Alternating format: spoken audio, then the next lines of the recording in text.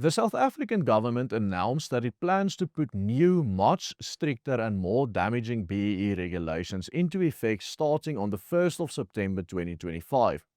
Under these new regulations, businesses will be legally forced to comply with racial employment targets.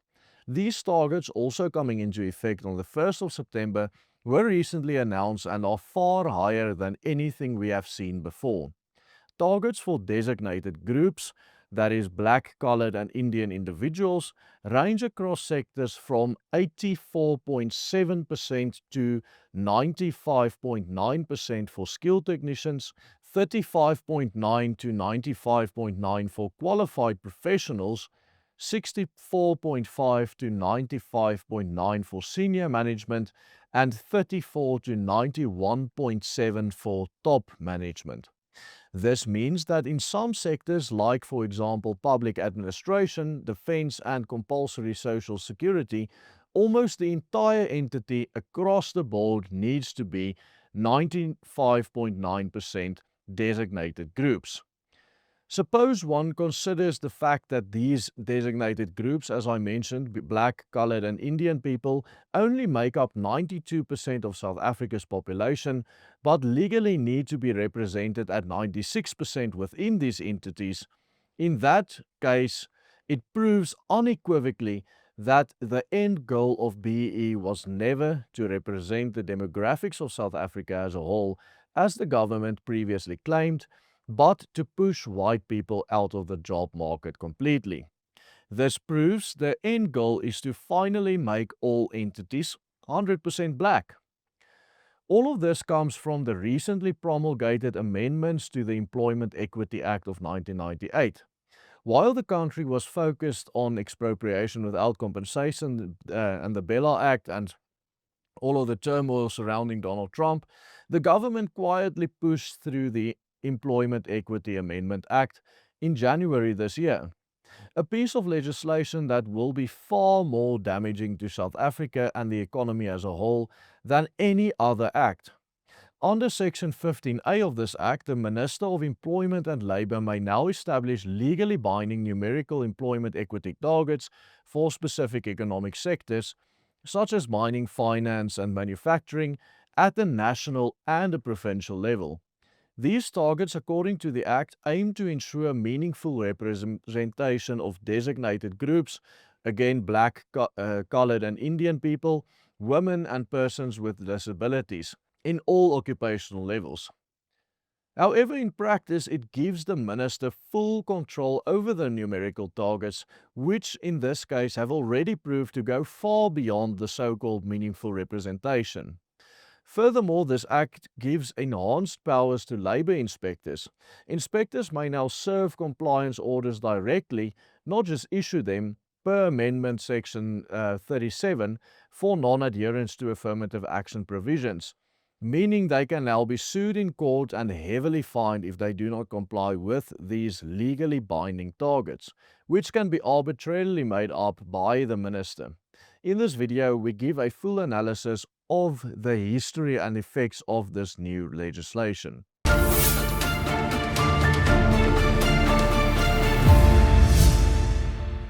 Good morning, dear friends. Willem Petzer here. If you appreciate our work, please take a moment to click subscribe on both our English and Afrikaans YouTube channels. You can also receive free updates on our work directly via WhatsApp by simply sending your full name to the number displayed on the screen. Furthermore, I'd like to extend a special invitation for you to join our members club.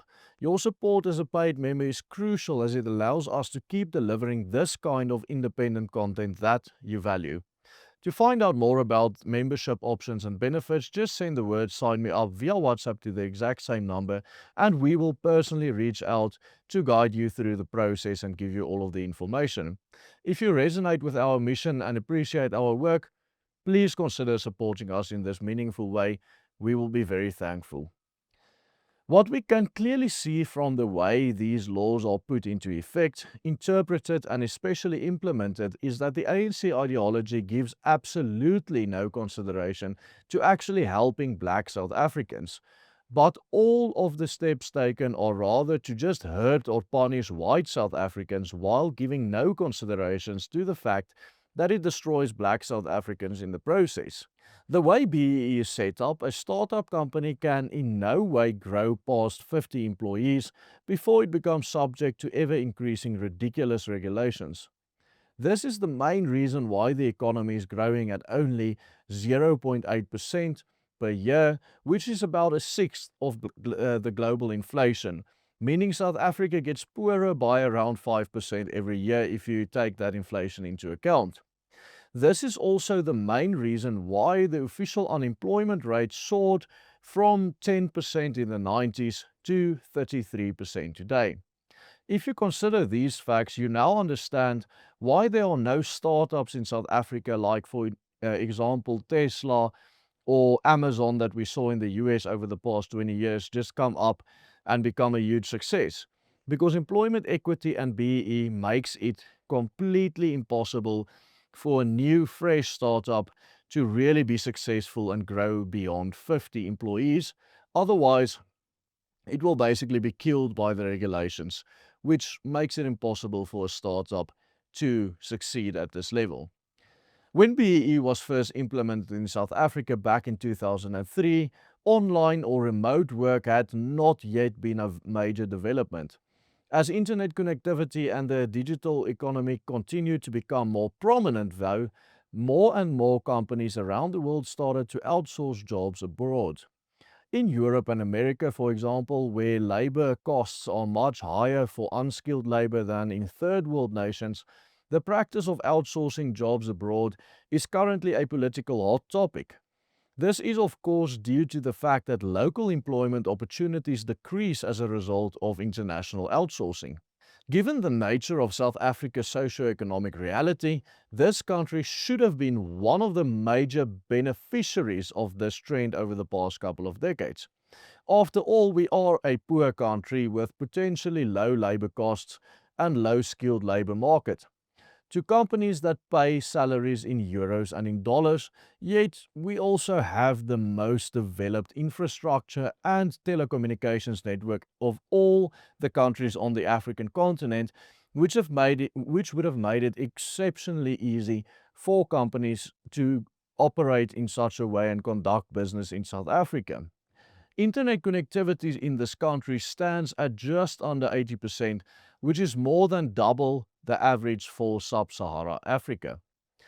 The past decade, the growth of the online economy has therefore provided South Africa with an unprecedented opportunity for socio-economic growth and more jobs. Yet, not that we fail to take advantage of this golden opportunity, but we have lost quite a few jobs as a result. One of the most prominent successful recent startups in this country, the fintech company Luno, founded in Cape Town in 2013, now employs nearly 1,000 people, but it is estimated that more than a half of their employees reside outside of South Africa. So what we can see here is that the international trend for South Africa is actually reversed, that companies in the third world country of South Africa is actually outsourcing to other countries just to get skilled labor, while the rest of the world, the first world nations, are outsourcing their unskilled labor to the third world, but we are not seeing as much of that as other countries like India, for example. Employment equity very quickly turned South Africa into an outsourcing economy. A 2000 Xerox survey showed that 94% of South African large-scale enterprises outsourced at least some operations versus just 2% in 1990. Now, remember, this study was done in the year 2000. This means that in just 2 years after employment equity was passed in 1998, almost every single large company opted to move all of their jobs that it could have overseas. The function most outsourced overseas by South African companies, which is still true today, is coding and IT. So you're starting to see here the irony where the rest of the world and the West is moving unskilled jobs into the third world because it's cheaper, and South Africa, which is a third world country, is moving skilled labor into the first world because we simply cannot hire skilled people here because employment equity makes it impossible to hire enough skilled people in South Africa. The reality is that over the past 30 years, the ANC failed dismally to educate enough black people to be able to provide enough skilled professionals needed in the job market in order to achieve these regulatory goals.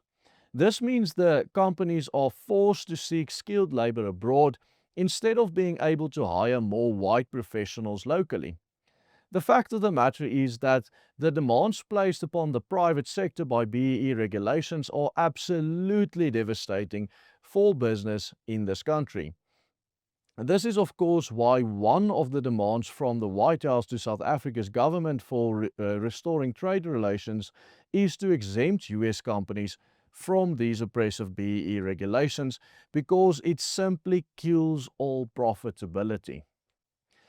And while smaller businesses employing fewer than 50 people are exempt from these regulations, the South African economy and its people as a whole suffer because the growth of business is limited and suppressed by a government which seemingly does not care about the devastation and the poverty that they are responsible for because of their ideology.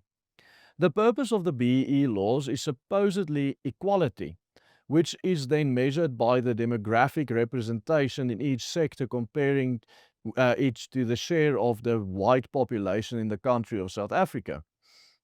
One of the arguments for continuing and intensifying BEE and employment equity is the fact that white unemployment in South Africa is nearly 4 times lower than the average unemployment rate in South Africa for black and colored people.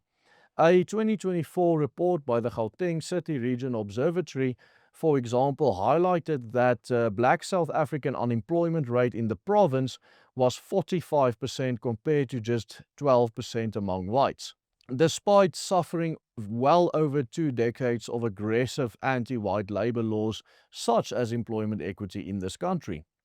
However, the hard reality is that when the government publishes these ludicrous employment equity targets, it never takes into account what white entrepreneurs do for this country's economy and its people by creating their own businesses whenever they cannot find employment elsewhere.